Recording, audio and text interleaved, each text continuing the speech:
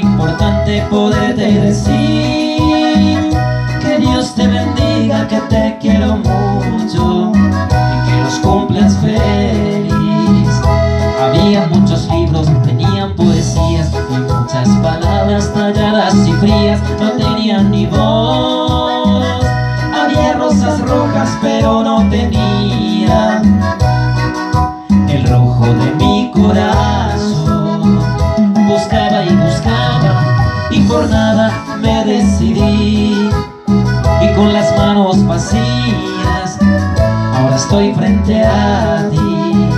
Hay un libro aquí en mi alma con tan solo 2 palabras: te amo, te amo, te invito a escribir en él, en él.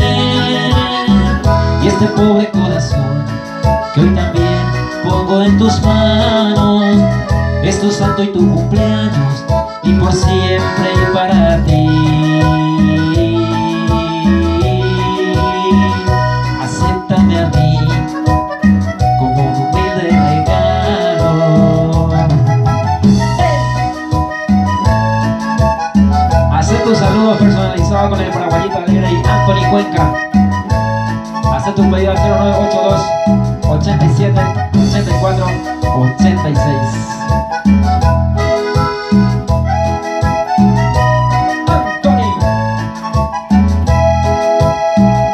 Buscaba y buscaba y por nada me decidí, y con las manos vacías ahora estoy frente a ti. Hay un libro aquí en mi alma con tan solo 2 palabras: te amo, te amo, te invito a escribir en él, en él. Y este pobre corazón que hoy también pongo en tus manos, es tu santo y tu cumpleaños, y por siempre y para ti.